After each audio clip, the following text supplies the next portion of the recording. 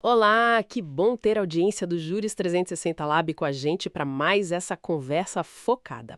Obrigada pela companhia. Hoje, olha só, para a gente ter mais segurança e também atualidade no conteúdo, o nosso foco vai ser nas teses de recurso representativo de controvérsia, sabe? Os RRCs do STJ. A gente vai pegar especificamente aquelas que transitaram em julgado até 19 de março de 2025, com os dados que foram apurados lá em 30 de junho de 2025. Assim, garantimos um conteúdo bem consolidado, né? Preparados?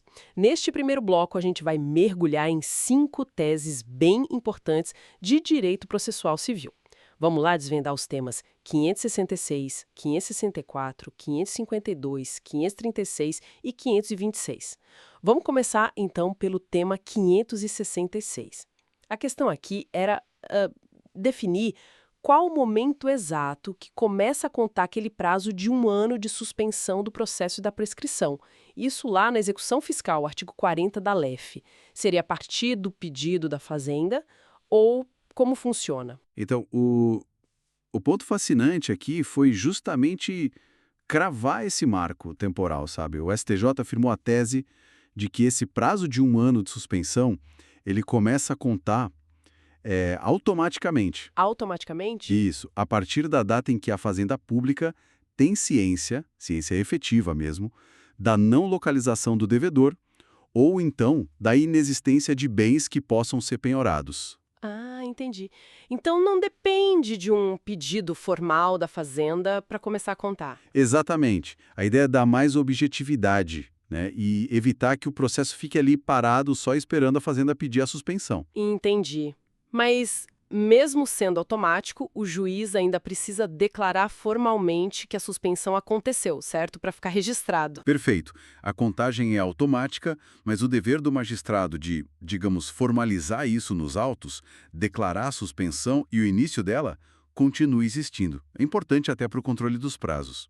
Esse entendimento foi consolidado em setembro de 2018. Clareou bastante agora. Bom, seguindo aqui, tema 564. Esse já envolve ação monitória, né? Aquela baseada em cheque prescrito. A dúvida era, precisa descrever a causa debende? Quer dizer, o negócio que deu origem àquele cheque? Essa era a grande questão. E a resposta do STJ foi bem direta, viu? Para ação monitória contra o emitente do cheque prescrito, é dispensável mencionar o negócio jurídico que está por trás da emissão. Ah, dispensável. Isso, o próprio cheque, mesmo prescrito, já serve como prova escrita da dívida. Aí o ônus de provar que a dívida não existe ou a origem dela fica com o devedor, se ele quiser discutir isso. Simplifica bastante para quem está cobrando. Esse julgado é de fevereiro de 2013. Faz muito sentido. Agiliza, né? Tira uma etapa ali para quem está buscando crédito. Bom, e agora falando em prazos. Tema 552. Esse tratou do prazo decadencial para entrar com ação rescisória. A pergunta era, se o último dia do prazo caísse num sábado, domingo ou feriado, o que acontecia? Prorrogava ou não prorrogava? Porque prazo decadencial geralmente é mais rígido, né? Pois é, essa era a polêmica, justamente por ser decadencial, que em regra não suspende nem interrompe. Mas olha só, o STJ confirmou a prorrogação. Ah, confirmou. Sim, a tese que ficou firmada é que o termo final desse prazo, mesmo decadencial, ele é prorrogado para o primeiro dia útil seguinte, caso caia num dia sem expediente, lá na secretaria do juízo competente. Ou seja, aliou com a regra geral dos prazos processuais como está lá no CPC. Traz mais segurança, né? Essa decisão é de novembro de 2014. Com certeza, a uniformidade é sempre bom. Segurança jurídica, né? Ok, vamos para o tema 536. Esse é sobre a famosa multa de 10% do antigo artigo 475J do CPC de 73, lá no cumprimento de sentença. A pergunta era, o devedor precisava ser intimado pessoalmente para essa multa começar a valer? Então, aqui o STJ definiu que não precisa de intimação pessoal do devedor, não. A intimação para o pagamento naquele prazo de 15 dias, ela deve ser feita na pessoa do advogado do devedor. Ah, no advogado. Isso, via publicação na imprensa oficial.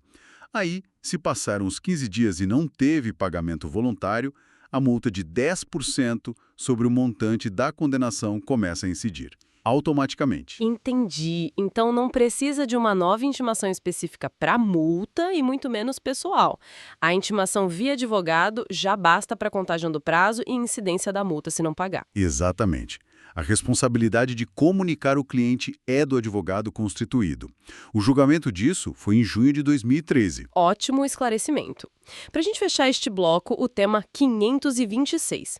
Esse aqui fala da concessão de efeito suspensivo aos embargos do devedor, mas na execução fiscal. Quais são os critérios que o juiz tem que olhar para decidir se suspende ou não a execução enquanto os embargos tramitam? Olha, aqui o STJ foi bem claro em dizer que os requisitos são cumulativos. Esse é o ponto-chave.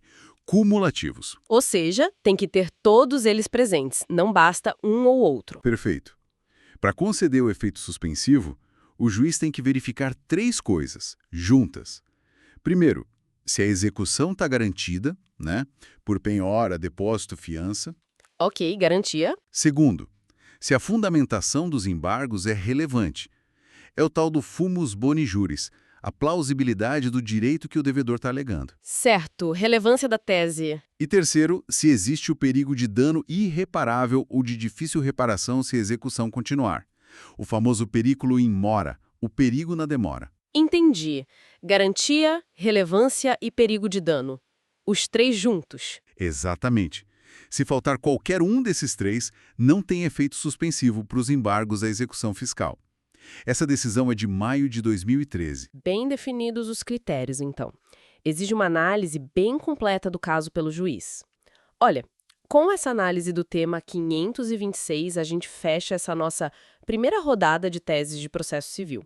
Foram pontos bem importantes, né? Sobre prazos, petição inicial, intimação, execução, assuntos essenciais para a prática jurídica mesmo. A gente se encontra no próximo bloco para continuar essa conversa. Olá, vamos começar mais um bloco aqui, continuando nossa conversa sobre as teses do STJ em processual civil. Isso aí, seguindo com a análise dos repetitivos. Hoje a gente pega as teses 525, 524, 515, 510 e, para fechar, a 509. Vamos lá. Vamos nessa. Começando então pela 525. A discussão era, cabem honorários advocatícios já no cumprimento provisório de sentença? Qual foi o X da questão aqui? Exatamente essa. Arbitrar honorários quando a decisão ainda não é definitiva, né? E o que o STJ afirmou? Olha, a regra geral é que não. Na execução provisória, sim, não se arbitram honorários para o exequente. Ah, então não cabe de jeito nenhum. Calma, tem um mas. Se essa execução provisória depois vira definitiva Certo. e, importante, só depois de dar a chance para o devedor cumprir voluntariamente a obrigação já definitiva. Entendi. Com que dá a chance primeiro. Exato. Se mesmo assim ele não pagar, aí sim o juiz deve fixar os honorários. Faz sentido. A lógica é que a provisoriedade ainda não justifica essa punição, digamos assim. É por aí. Os honorários na execução têm essa natureza de sanção pela resistência, né? Na provisória, essa resistência definitiva ainda não está configurada.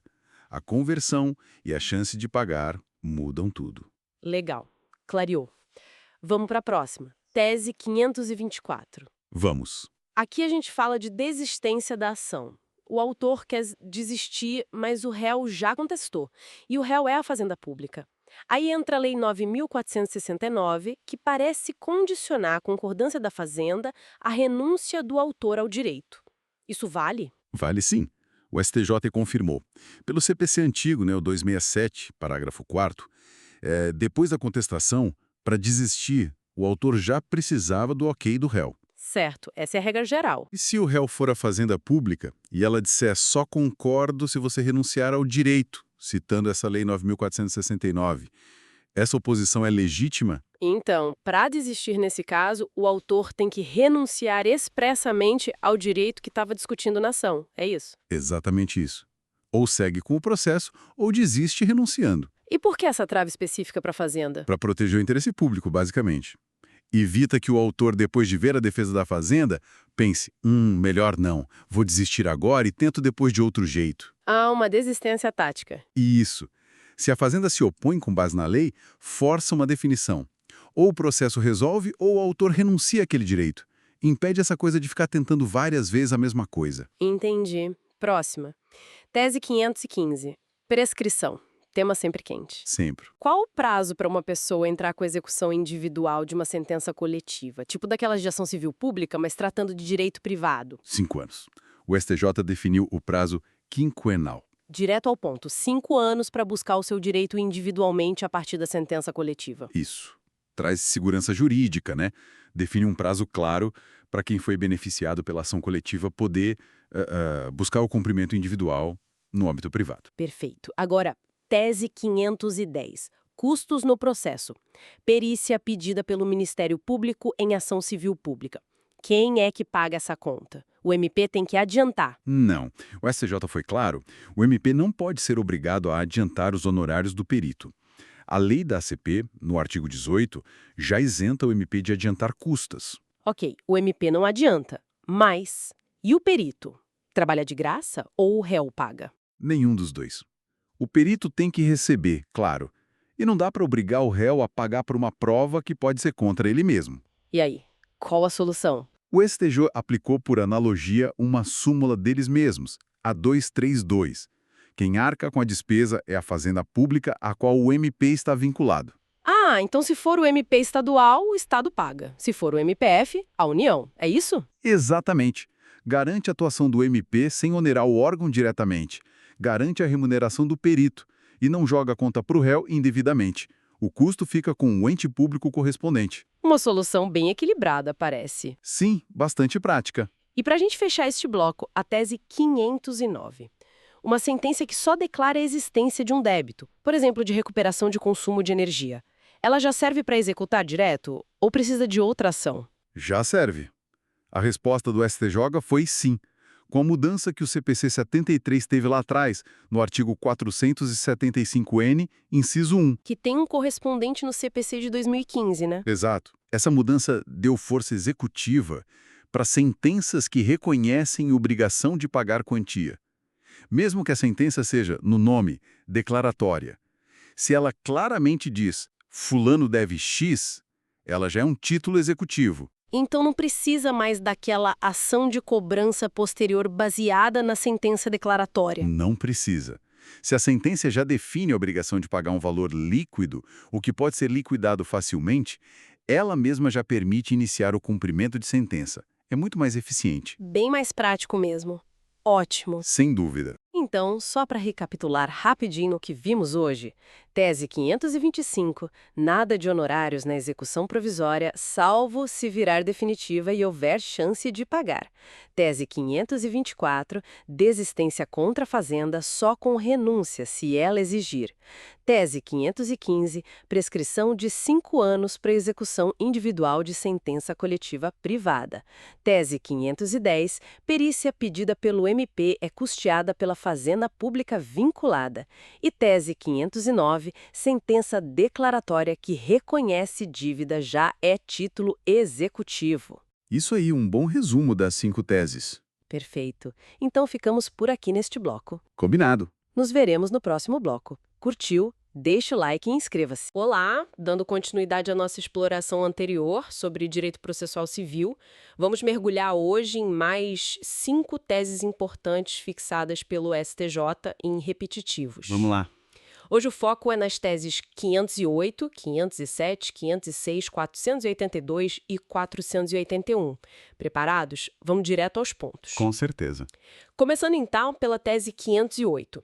A questão aqui era aquela prerrogativa de intimação pessoal, né, para a Fazenda Pública Municipal, que está lá na Lei de Execução Fiscal. Isso. Ela vale só na primeira instância ou sobe junto para o tribunal? Como ficou isso? Precisamente, a dúvida era essa.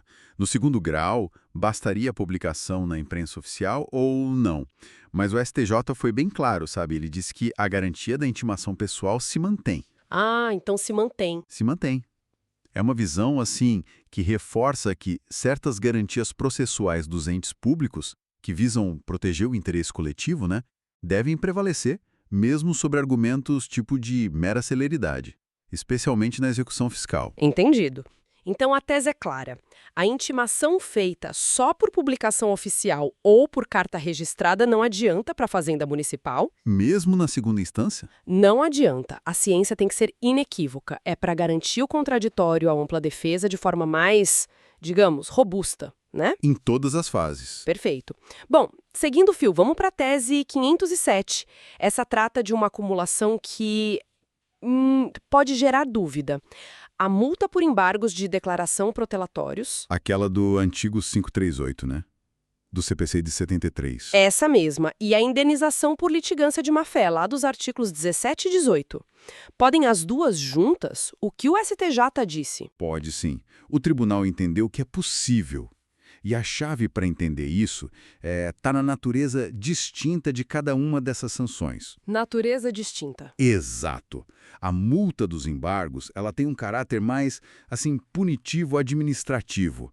É para coibir o abuso do direito de recorrer, aquela conduta que atenta contra a dignidade do tribunal, a celeridade. Já a indenização por má-fé, não. Ela busca reparar um dano processual concreto, sabe? Um prejuízo que foi causado diretamente para outra parte por causa daquela conduta desleal. Faz sentido. Quer dizer, uma pune o ato de protelar em si e a outra tenta compensar o estrago que essa má-fé causou no processo e para a outra parte. Focos diferentes. Perfeito. São focos diferentes, bens jurídicos diferentes. Então, uma não exclui a outra. A acumulação se justifica. Interessante.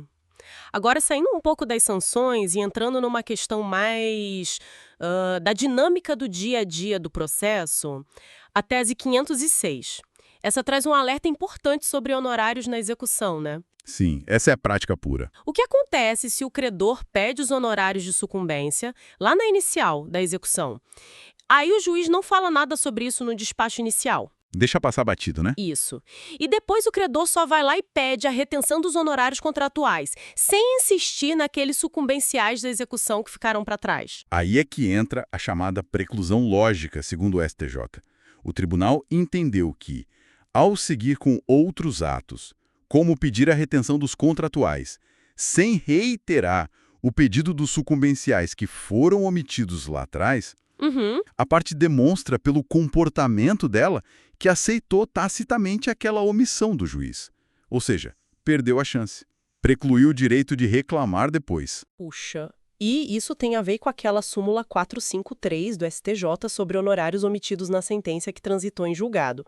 Parece uma lógica parecida, não? Exato, a lógica é análoga.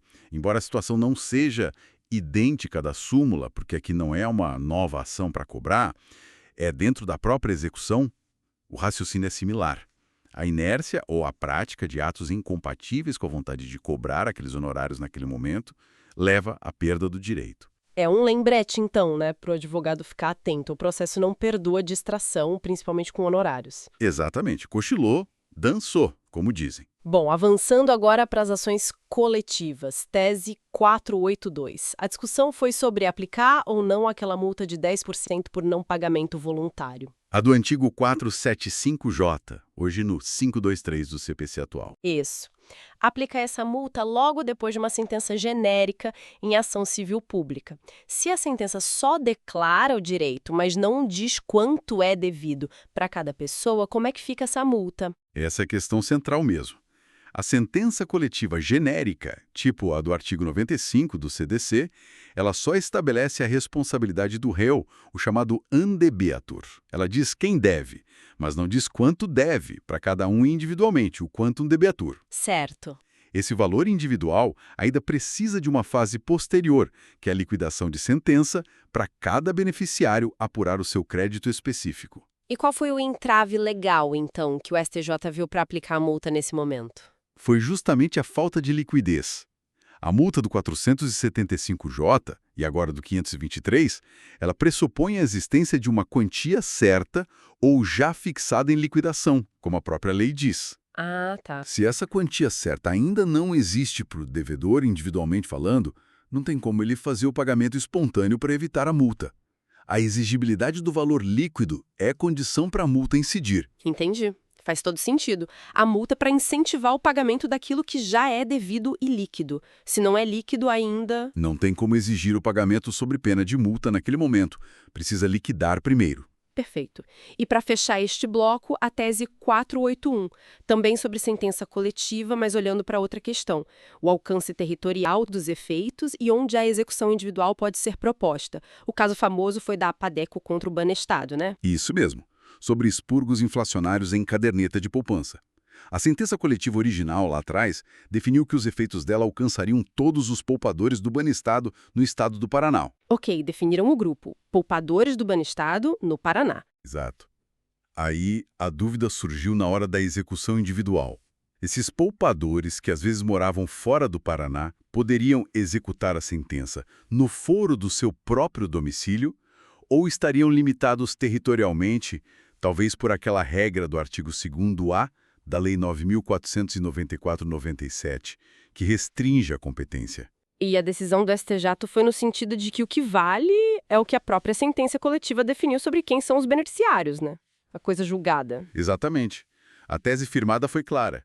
Os efeitos da sentença coletiva alcançam todos os beneficiários definidos no título executivo, no caso, os poupadores do Banestado, no Paraná. E esses beneficiários podem sim ajuizar a execução individual no foro do seu domicílio ou no Distrito Federal. Ah, então eles podem escolher. Limitação geográfica da Lei 9.494/97 nesse contexto. O entendimento foi que a definição dos limites subjetivos da coisa julgada, que foi feita lá na sentença coletiva, não pode ser restringida depois, na fase de execução, por uma regra geral de competência territorial. Entendi. Quer dizer, a autoridade da coisa julgada coletiva define quem são os credores e, nesse caso, também influenciou onde eles poderiam buscar seu direito individualmente, se sobrepondo à regra geral que limitaria a competência. Precisamente isso. Acaba garantindo um maior acesso à justiça para esses beneficiários, que às vezes estão espalhados pelo Brasil, respeitando o que foi decidido na ação principal. Ótimo. E assim fechamos a análise dessas 5 teses importantes, da 508 até a 481. Fica talvez uma reflexão, né? Até que ponto essa busca por uniformidade via repetitivos consegue realmente dar conta de todas as nuances que os casos concretos trazem? É uma ferramenta poderosa, sem dúvida, mas será que é sempre suficiente? Fica aí pra gente pensar. É uma boa reflexão. Nos veremos no próximo bloco. Curtiu? Deixe seu like e inscreva-se. Até lá! Olá! Realmente, a nossa análise aqui das teses repetitivas do STJ, o Superior Tribunal de Justiça em Processual Civil, é bem extensa, não é verdade? Com certeza. É muito material importante. Pois é. Estamos de volta para mais um bloco, dando aquela sequência na nossa conversa anterior. Vamos lá. Desta vez, o nosso foco vai ser nas teses 480, 474, 462, 459 e 450. É um conjunto interessante que pega pontos bem práticos do dia a dia forense. Sim, são temas bem relevantes mesmo. Ok, então vamos começar a desenrolar isso. Começando pela tese 480. Ela toca num ponto, assim, fundamental das ações coletivas. Onde que se executa a sentença, né? Exatamente. A grande questão é essa. O beneficiário de uma sentença coletiva, daquelas genéricas, sabe? Que reconhece o direito, mas não diz, fulano tem X a receber. Sim, sei. Ele precisa ir até o fórum onde a ação principal ocorreu, para pedir a parte dele. Ou pode fazer isso mais perto de casa, no próprio domicílio. É uma dúvida muito prática. E aí, qual foi a definição? Então, a definição do STJ foi no sentido de facilitar, né? De tornar o acesso à justiça mais efetivo. A tese 480 afirmou que a liquidação e a execução individual dessa sentença coletiva podem sim ser ajuizadas no foro do domicílio do beneficiário. Ah, que bom, isso ajuda bastante. Com certeza. O raciocínio por trás é que a eficácia da sentença coletiva não fica presa, aos limites geográficos do juízo que a deu. O que define o alcance são os limites objetivos, ou seja, o que foi decidido, e os subjetivos, quem foi afetado pela decisão. Entendi. E sempre levando em conta a extensão real do dano, a natureza dos interesses, como dizem lá os artigos do CPC sobre coisa julgada e também os do CDC sobre tutela coletiva. A chave é garantir que o direito que for reconhecido para todo mundo possa ser buscado individualmente sem criar uma barreira geográfica, né? Perfeito. Faz todo sentido para dar efetividade à decisão coletiva. Bom, seguindo nessa linha de questões práticas, Vamos para a tese 474. Essa aqui fala da ação monitória, aquela para cobrar dívida com base em prova escrita. O que é essencial ter na petição inicial? Olha, o ponto central aqui é a clareza da cobrança. A tese exige que a petição inicial venha com um demonstrativo do débito. E esse demonstrativo tem que estar atualizado até a data em que a ação foi proposta. Certo, para deixar claro o valor. Exato. Isso é fundamental para o devedor entender o que está sendo cobrado. Mas, e aqui tem um detalhe importante, ligado ao devido processo, a tese também faz uma ressalva. Qual ressalva? Se esse demonstrativo faltar, ou se ele estiver, digamos, incompleto, não é para indeferir a inicial de cara. O juiz deve dar à parte a chance de corrigir, de emendar a inicial, como permitiu o antigo artigo 284 do CPC. Ah, possibilidade de emenda. Isso, o objetivo é garantir a informação, mas sem matar o processo por um defeito que pode ser consertado, sabe? É o princípio da instrumentalidade agindo. Entendi. Um equilíbrio importante. E falando em consertar, em complementar, a tese 462 trata de uma situação no agravo de instrumento lá do tempo do CPC de 73, aquele recurso contra decisões interlocutórias. E se subisse para o tribunal faltando peça importante para entender a disputa? Pois é, essa tese referente ao antigo artigo 522, ela colocava um dever para o relator lá no tribunal. Se ele olhasse o recurso e visse que faltava alguma peça essencial para ele conseguir julgar o agravo, O que ele fazia? ele tinha que indicar exatamente quais documentos estavam faltando. Isso dava chance para o recorrente, o agravante, de complementar o instrumento. Ah, interessante. Dava uma segunda chance. Sim, é uma aplicação clara da ideia de que a forma não pode superar o direito, né? A instrumentalidade das formas e a busca por julgar o mérito. Evitava que um recurso fosse barrado por um detalhe que poderia ser corrigido. O foco era na substância. Uma visão bem pragmática do processo. Mudando um pouco o foco agora, a tese 459. Essa é curiosa. O autor pede dano moral. O juiz até condena, mas dá um valor bem menor do que ele pediu. Ele ganhou, mas não como queria. Cabe o recurso adesivo aí? Aquele que pega carona no recurso do outro? Cabe sim, perfeitamente. A tese 459 confirma justamente isso. Mesmo que o pedido tenha sido julgado procedente, o autor tem interesse sim em usar o recurso adesivo se o valor que o juiz fixou para o dano moral for inferior ao que ele queria. Mas por que ele não foi vencedor? Formalmente sim, mas aí entra o conceito de sucumbência material. Apesar da vitória formal, na prática, ele teve um prejuízo, uma desvantagem, porque não conseguiu tudo que buscava. Ah, entendi. A diferença entre o pedido e o concedido. Exato.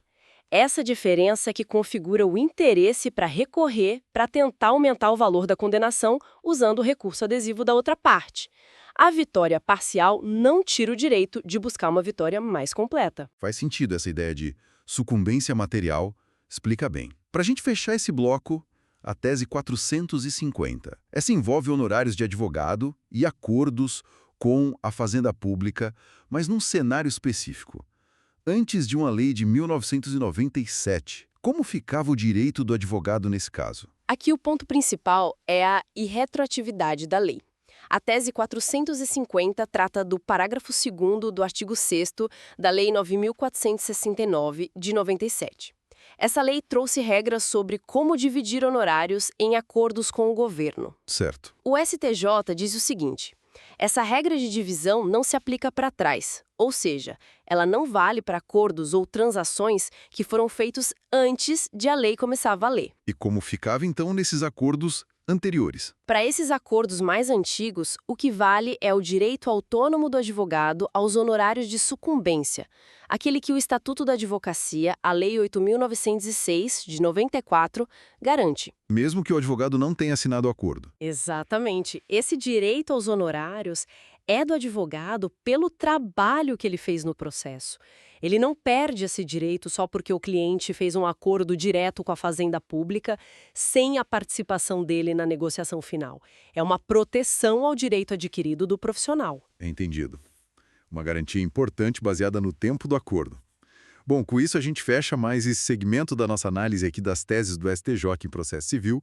Cobrimos bastante coisa, né? Sim, passamos por competência na execução coletiva, requisitos da monitória, complementação no agravo, interesse recursal e honorários em acordos antigos. Exato. Passamos pela competência na execução de sentenças coletivas, requisitos da inicial monitória, a importância da complementação no agravo de instrumento, o interesse em recorrer mesmo vencendo parcialmente e essa questão dos honorários em acordos com a Fazenda antes da lei específica. Muitos pontos práticos. Fica aquela reflexão, né? Até que ponto essa evolução das teses mostra uma busca constante para harmonizar as regras do jogo processual com a necessidade de entregar uma justiça que funcione de verdade, que seja acessível e efetiva no caso concreto. Assunto para pensar. Com certeza. Bom, nos vemos no próximo bloco. Gostou da discussão? Deixe seu like e inscreva-se no canal. Bem-vindos à nossa análise. Olha, chegamos ao último bloco sobre as teses de recursos repetitivos do STJ em processo civil. Exato. Hoje o foco são as últimas 5 daquela lista super organizada pelo Dr. Paulo Luiz. Fica aqui nosso agradecimento a ele. Com certeza, um trabalho excelente. Vamos ver as teses. 443, 441, 437, 434 e 433. A ideia é, como sempre, tirar o essencial, né? Aquilo que realmente importa. Perfeito. Vamos lá. Começando então pela tese 443. Essa trata de um ponto bem sensível: levantar depósito judicial em execução provisória. Aquela antes da decisão final? Isso, e sem precisar dar caução, né? Principalmente em crédito alimentar ou de ato ilícito. Como o STJ lidou com isso? É uma situação delicada. É sim.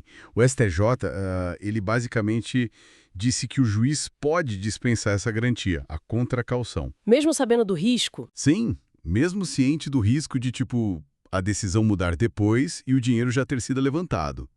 Mas olha, tem um limite. Ah, tem um limite. Qual? Até 60 salários mínimos. A decisão considerou a natureza do crédito, né? Muitas vezes é comida, é essencial, e a necessidade de quem está pedindo. Entendi. Então é uma ponderação entre a urgência da pessoa e a segurança do processo. Faz sentido ter um teto. Exatamente. É um equilíbrio ali julgado lá em 2012, mas ainda super relevante. Seguindo, a tese 441. Essa é sobre sucumbência. O que acontece quando a pessoa pede, digamos, 100 na ação, mas o juiz condena a pagar só 50? Boa pergunta, muito comum isso. Quem paga as custas e os honorários nesse caso? Divide? Então, o STJ diz que não é automático dividir. Não configura o que a gente chama de sucumbência recíproca só por causa disso. Ah, não? Mesmo a pessoa não ganhando tudo o que pediu. Pois é. A ideia é que, se o pedido principal foi aceito, mesmo que por um valor menor, a parte autora ganhou. A parte ré que resistiu é que deu causa ao processo, né? Certo. Aí se aplica a sucumbência mínima para a autora e a ré acaba arcando com tudo. Isso também é de 2012. Entendi. A lógica é mais de quem deu causa ao litígio, então. Perfeito. Se a resistência da ré foi indevida no geral, ela paga a conta processual. Agora, mudando um pouco, a tese 437, julgamento antecipado da lide. Quando o juiz pode simplesmente decidir com base nos documentos, sem mais delongas, sem precisar ouvir testemunha, por exemplo. Olha, a tese é bem direta nisso. Se os documentos que já estão lá no processo forem suficientes para ele, juiz, se convencer, tá valendo. Não é cerceamento de defesa. Mas e se a parte acha que uma testemunha mudaria tudo? Essa suficiência não é meio subjetiva? Um ponto delicado, sem dúvida. Mas a tese confia no convencimento motivado do juiz. Ele tem que explicar bem por que acha que os documentos bastam e as outras provas não são necessárias. Entendi. A chave é a fundamentação. Se ele não justificar bem, aí sim pode dar problema no recurso, né? Exato. Se a fundamentação for sólida, o julgamento antecipado é válido. Também de fevereiro de 2012. Beleza. Próxima. Tese 434. Essa fala de uma multa lá do CPC antigo, de 73. O artigo 557, parágrafo 2º. Isso. A multa era para quando um agravo era interposto só para, digamos, cumprir tabela, para poder recorrer para os tribunais superiores. Podia multar por isso. Então, o STJ entendeu que não. Se o objetivo era só esse, de exaurir a instância que era um requisito formal para poder levar o caso para STJ ou STF, não dava para considerar o recurso manifestamente infundado só por isso. Ah, que interessante. Portanto, a multa não caberia nessa situação específica. Era um reconhecimento de que a parte estava só seguindo as regras do jogo recursal, né? Julgado em outubro de 2012. Faz todo sentido. Não parece ser má-fé só seguir o caminho exigido para recorrer. Pois é, seria até contraditório penalizar por cumprir uma exigência do sistema. E para fechar, a tese 433. Essa envolve honorários para a Defensoria Pública, mas numa situação bem específica. Isso. Quando a defensoria atua contra uma pessoa jurídica de direito público, tipo uma secretaria, uma autarquia, Uhum. que pertence à mesma fazenda pública que a própria defensoria. Por exemplo, defensoria estadual contra o Estado. Certo. E aí, Tem honorários para a defensoria. o STJ disse que não. Nesse caso, não são devidos honorários. E por quê? Qual a lógica? A lógica é da confusão. É um instituto do direito civil. Basicamente, as qualidades de credor, defensoria e devedor, órgão do Estado, se misturam na mesma pessoa, que é a fazenda pública. Ah, tipo, o dinheiro sairia de um bolso do governo para entrar em outro bolso do mesmo governo? Exatamente isso. A obrigação de pagar se extingue pela confusão. Esse julgado é de 2011. Claro que depois teve evolução, súmula para a Defensoria da União, mas para estaduais e municipais litigando internamente, essa tese ainda é aplicada. Ok, então. Nossa, quanta coisa nessas 5 teses. Fomos da execução provisória, passamos por custas, julgamento antecipado, estratégia de recurso, até honorários da defensoria. Sim, temas bem práticos do dia a dia forense. E mesmo sendo decisões de alguns anos atrás, né, do tempo do outro CPC, a lógica por trás delas parece que continua bem viva. É fascinante observar isso. Como esses entendimentos, consolidados lá atrás, conversam ou às vezes até criam tensão com o CPC de 2015 que a gente tem hoje. Como que aqueles princípios, tipo efetividade, segurança, boa-fé, são vistos agora? Exato. Fica essa reflexão, né? Como o sistema atual absorve ou reinterpreta esses precedentes mais antigos? É uma dinâmica constante no direito. Um ótimo ponto para a gente pensar. Bom, agradecemos muito a quem acompanhou a gente nessa análise Valeu, pessoal! e um agradecimento super especial de novo ao Dr. Paulo Luiz pela organização desse material todo e fica o convite. Se inscrevam, deixem um like aqui no canal Juris 360 Lab para continuar recebendo conteúdo. Isso aí! Até a próxima!